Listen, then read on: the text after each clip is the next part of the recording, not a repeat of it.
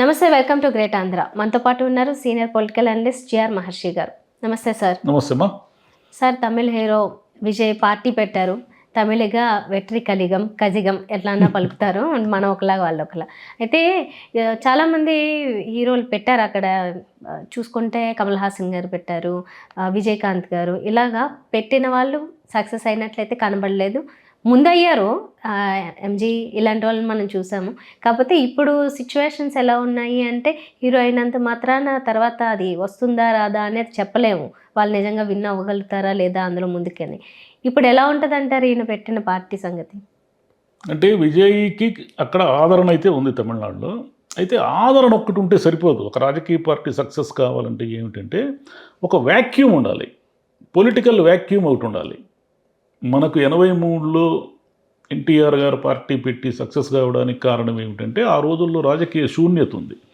Congress party తన ఇష్టం వచ్చినట్లుగా వ్యవహరిస్తూ ఉండడంతో దానికి పోటీగా వచ్చిన జనతా కానీ ఇంకోటి అన్నీ ఏమీ నిలబడకుండా పోయి దాంట్లో గెలిచిన వాళ్ళు కూడా కాంగ్రెస్లో చేరిపోయి మొత్తం అంతా కాంగ్రెస్లో ఉన్న గ్రూపు తగాదాలే రాష్ట్ర రాజకీయాలుగా మారిపోయాయి.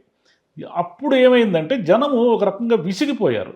ఈ విసిగిపోయిన దాని ఫలితమే 1983లో ఎన్టీఆర్ గారు సక్సెస్. ఇప్పుడు తమిళనాడులో మనం ఒకసారి ఆలోచిస్తే ఏం జరుగుతూ ఉందంటే ఒక రకమైన వ్యాక్యూమ్ ఉండడం అయితే నిజము. ఆ వ్యాక్యూమ్ విజయ్ని సక్సెస్ చేసే దిశగా తీసుకెళ్తుందా అంటే డౌట్. ఎందుకు డౌట్ అంటే అక్కడ డిఎంకే ఉంది. డిఎంకే అనేది పురాతనమైన పార్టీ. డిఎంకేలే నుంచి వచ్చిన ఒక చీలికే ఏఐడిఎంకే. ఏఐడిఎంకే ఎప్పటి వరకు బలంగా ఉంది? ఎంజీఆర్ జయలలిత హయాం వరకు వెరీ స్ట్రాంగ్. అది వాళ్ళిద్దరూ పెద్ద నాయకులు వెళ్ళిపోయిన తర్వాత ఇక దాన్ని నడిపేవాళ్ళు లేకుండా పోయారు. ఆమె శశికళ, ఆమెని బీజేపీ వాళ్ళు ఫేడ్ అవుట్ చేసేసారు. తర్వాత పళనిస్వామి వాళ్ళు దాన్ని నడపలేని పరిస్థితుల్లో ఉన్నారంటే ఒక రకంగా పొలిటికల్ వ్యాక్యూమ్ ఉంది అక్కడ. ఏఐడిఎంకేకి ఒక స్ట్రాంగ్ లీడర్ ఎవరైనా వస్తే తప్ప ఈ పరిస్థితుల్లో విజయ్ వస్తున్నాడు అనుకుందాం. అంటే ఒక నటుడికి పార్టీ పెట్టడానికి ఏమిటి అర్హత అంటే ఆయన కేవలం ఆ సినిమా గ్లామర్తో జనం ఓట్లు వేసేస్తారంటే ఏం లేదు. అప్పుడు మన కమల్ హాసన్కి ఎందుకు వేయలేదు? మన విజయకాంత్ని ఎందుకు పట్టించుకోలేదు? విజయకాంత్ కొన్ని సీట్లు గెలిచాడు, కమల్ హాసన్ అది కూడా గెలవలే. రజనీకాంత్ లాంటి వాడు ఎందుకు భయపడ్డాడు? రజనీకాంత్ కంటే విజయ్ ఏం పెద్ద నటుడే, మాస్ హీరో కాదు కదా. రజనీకాంతే పార్టీ పెట్టేస్తున్నా, ఈరోజు రేపు అయిపోయింది వచ్చేస్తున్నా అని చివరికి నవల కాదు బాబాయ్ నాకు ఆరోగ్యం బాగాలేదు అనేసాడు. ఎందుకంటే జనంలో మామూలుగా తిరగాల్సిన ఇది ఉంటుంది. విపరీతంగా తిరగాలి ఇప్పుడున్న రోజుల్లో. జనంలో తిరగకుండా నాయకులు కాలేరు. ఇప్పుడు విజయ్ ఓకే, ఆయనకు వయసు ఉంది, ఆరోగ్యం ఉంది, గ్లామర్ ఉంది, సరే డబ్బులు ఎలాగో ఉంటాయి. ఆయన ఏం చేశాడు? ఏదో కొంచెం సాంఘిక సేవా కార్యక్రమాలు చేస్తున్నాడు. అంటే పేదలకు అన్నదానము, రక్తదాన శిబిరము, తర్వాత ఇంకేదో పిల్లలకి 10th క్లాస్లో మంచి మార్కులు వచ్చిన పిల్లలకి స్కాలర్షిప్లు ఇవ్వడం, ఈ సోషల్ యాక్టివిటీస్ చేస్తున్నాడు. సోషల్ యాక్టివిటీస్ చేసినంత మాత్రాన ఒక నటుడి పార్టీని ఆదరించేసి దానికి సీట్లు గెలిపించడం, అధికారం సంగతి పక్కన పెట్టండి, గెలిపించేసి అంటే ఆయన మన టార్గెట్ ఇప్పుడు కాదు 2026లో వచ్చే అసెంబ్లీ ఎన్నికలు అంటున్నాడు. ఇప్పుడు వచ్చే 2 లోక్సభ ఎన్నికల్లో ఆయన విజయ పాత్ర ఏమి ఉండకపోవచ్చు, లేదా ఆయన ఏదైనా ఒక పార్టీ కంటే బీజేపీ, కాంగ్రెస్ 2 జాతీయ పార్టీలు కాబట్టి ఆ 2 జాతీయ పార్టీల్లో బీజేపీకి అనుకూలంగా ఆయన ప్రచారం చేసే అవకాశాలు కూడా ఉన్నాయని వార్తలు వస్తున్నాయి. అయితే తమిళనాడు చరిత్ర అంతా మనం ఒకసారి జాగ్రత్తగా తీసుకుంటే సినిమాలు రాజకీయాలు ఆడ కలిసిపోయి ఉన్నాయి. మన ఆంధ్రప్రదేశ్ రాజకీయాలు వేరు. మన ఆంధ్రప్రదేశ్ రాజకీయాల్లో సినిమా అనేది ఎప్పుడు వచ్చిందంటే ఎన్టీఆర్ తర్వాతే వచ్చింది. మన ఆంధ్రప్రదేశ్ రాజకీయము పూర్వం నుంచి స్టార్ట్ కాలేదు. కాంగ్రెస్లో సినీ నటులు ఉన్నప్పటికీ వాళ్ళు ఏం పెద్దగా షైన్ అయిన దాఖలాలు లేవు. కానీ తమిళనాడు అలా కాదు. అక్కడ కాంగ్రెస్ ఏకఛత్రాధిపత్యంగా ఉన్న రోజుల్లో కాంగ్రెస్ని తీవ్రంగా వ్యతిరేకిస్తూ డిఎంకే పుట్టింది. డిఎంకే తర్వాత డిఎంకేలో కరుణానిధి, ఎంజీఆర్ వీళ్ళంతా కలిసి పనిచేశారు. వీళ్ళు బేసిక్గా ఎంజీఆర్ సినిమా నటుడు, కరుణానిధి స్క్రిప్ట్ రైటర్, అంటే సినిమాతో సంబంధం ఉన్న వ్యక్తి అతను. వీళ్ళిద్దరూ కలిసి ఈ పార్టీ పెట్టుకొని పార్టీలో పనిచేస్తూ ఉన్నప్పుడు ఎంజీఆర్ సీరియస్గా పార్టీలో పనిచేస్తున్నప్పుడు ఏం జరిగిందంటే ఎంజీఆర్ ఇమేజ్ని కరుణానిధి తట్టుకోలేక పార్టీ నుంచి సస్పెండ్ చేశాడు. ఆయన సస్పెండ్ చేస్తే ఏం చేశాడు ఎంజీఆర్? నువ్వు నన్ను సస్పెండ్ చేయడం ఏమిటంటే సొంతంగా పార్టీ పెట్టి ఒకే ఒక విడతతో ఎన్నికల్లో గెలిచి మళ్ళీ ఆయన ఎప్పుడు ఓడిపోలేదు, చనిపోయాడు కానీ ఆయన. ఎంజీఆర్కి ఓటం లేదు. కరుణానిధి ఎంజీఆర్ బతుకున్నంత కాలం కరుణానిధి మళ్ళీ రాలేకపోయాడు. ఆడ 2 బలమైన పార్టీలు. అయితే కరుణానిధి గొప్పతనం ఏమిటంటే ఎన్నిసార్లు ఓడిపోయినా ఆయన వెనకంజ వేసే మనిషి కాదు. ఆయన అలా ముందుకు వెళ్తూనే ఉంటాడు. పార్టీ పూర్తిగా భూస్థాపితం అయిపోయింది, ఇక బతకదు డిఎంకే అనుకున్న రోజుల్లో కూడా మళ్ళీ ప్రాణం పోశాడు అతను. ఎంజీఆర్ గారి తర్వాత, ఆయన చనిపోయిన తర్వాత కొంతకాలం ఆమె జానకి అమ్మాలని తాత్కాలిక ముఖ్యమంత్రి చేశారు. అంత గొడవలు అయ్యి ఏఐడిఎంకేలో గొడవలు అయ్యి చివరికి జయలలిత గారు సుప్రీం లీడర్ అయ్యారు. జయలలిత గారు చనిపోయిన తర్వాత ఇప్పుడు మొదలైంది. ఇటు కరుణానిధి లేడు, అటు ఎంజీఆర్ జయలలిత లేడు. బేసిక్ లీడర్స్ ముగ్గురు లేరు, ఈ పార్టీలో లేరు, ఆ పార్టీలో లేరు. అయితే స్టాలిన్ ఏం చేశాడంటే వాళ్ళ నాన్న ఉన్నప్పటి నుంచి కూడా తన రాజకీయానికి పునాదులు వేసుకుంటూ వచ్చాడు. ఇప్పుడు అది సినిమా పార్టీ కాదు.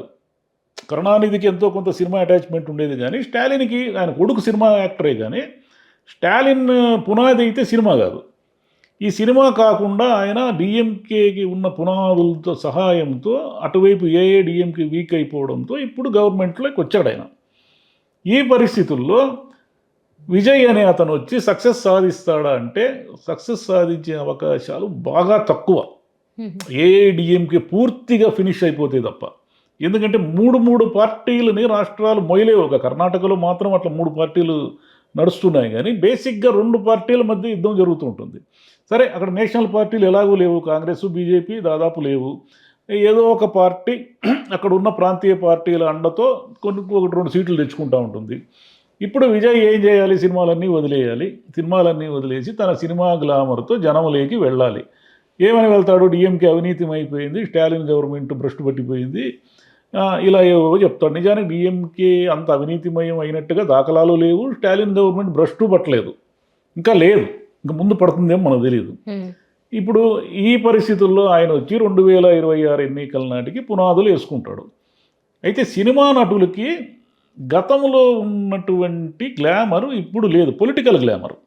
వాళ్ళు బయటికి వస్తే, ఇప్పుడు పవన్ కళ్యాణ్కి బయటకు వస్తే మినిమం ఏ ఊరికి వచ్చిపోయినా 10,000 20,000 మంది వస్తారు కదా.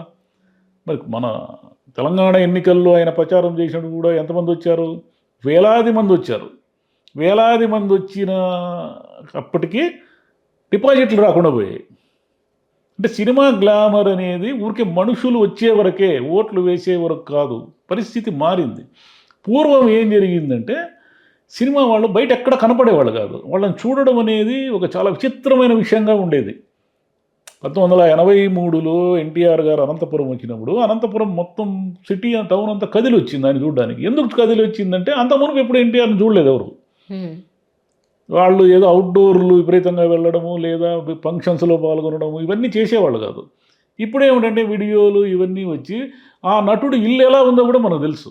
ఇప్పుడు విజయ్ ఇల్లు ఇది ఈడ 4 కుక్కలు ఉన్నాయి, ఈడ లాన్ ఉంది, ఈయన వంట చేస్తారు, ఇంట్లో పని మనుషులు 10 మంది ఉండాలని కూడా యూట్యూబ్లో ఉంటాయి.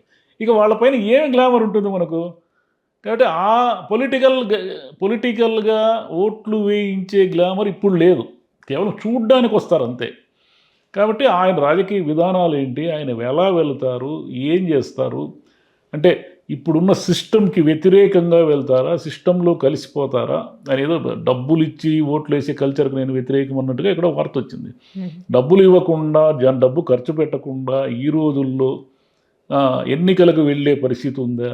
తమిళనాడులో అయినా సరే, మన ఆంధ్రప్రదేశ్ అయితే పూర్తిగా డబ్బుమయమైపోయింది.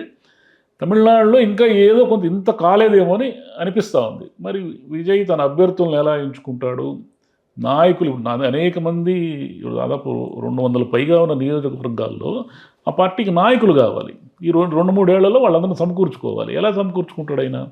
కమల్ హాసన్ లాంటి వాడు కూడా పూర్తిగా బొక్కబోరల పడడానికి కారణం ఏమిటంటే సినిమా గ్లామర్ వేరు, నిన్ను అభిమానించేవాళ్ళు వేరు, నీకు ఓట్లు వేసేవాళ్ళు వేరు, నీకు ఒక పార్టీకి అంతరాంగం ఉండాలి. కమల్ హాసన్ కూడా, మన పవన్ కళ్యాణ్ చేస్తున్న తప్పు కూడా అదే.